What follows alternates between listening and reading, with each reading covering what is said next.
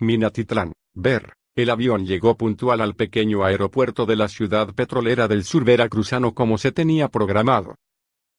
En el vestíbulo una gran manta recibió al presidente de la República, pero no le da una cálida bienvenida. Al contrario, el nombre de Minatitlán rotulado en rojo simulando sangre. Le recuerdan que llegó a una ciudad herida y de luto, un pueblo que perdió de tajo a 14 de sus hijos un Viernes Santo mientras bailaban y reían en una fiesta, sin deberla ni temerla. Él avanzó con dificultad en medio de seguidores que se le arremolinaban, lo mismo se escuchaban porras que peticiones de ayuda. A todos les dijo que los atendería en el evento público en el Parque La Reforma. No se paró, siguió abriéndose paso hasta una camioneta.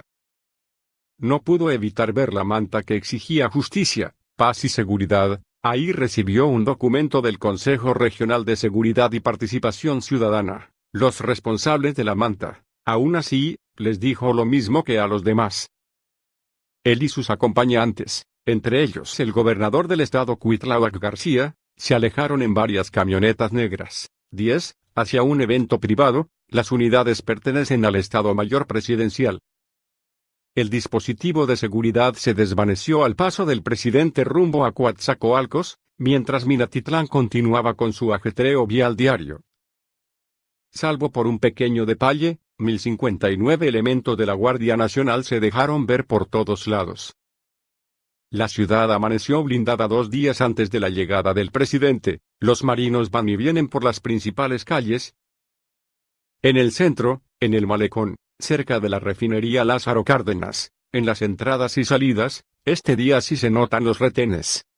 Los 400 estatales desplegados ahora no están atrincherados, se ven activos.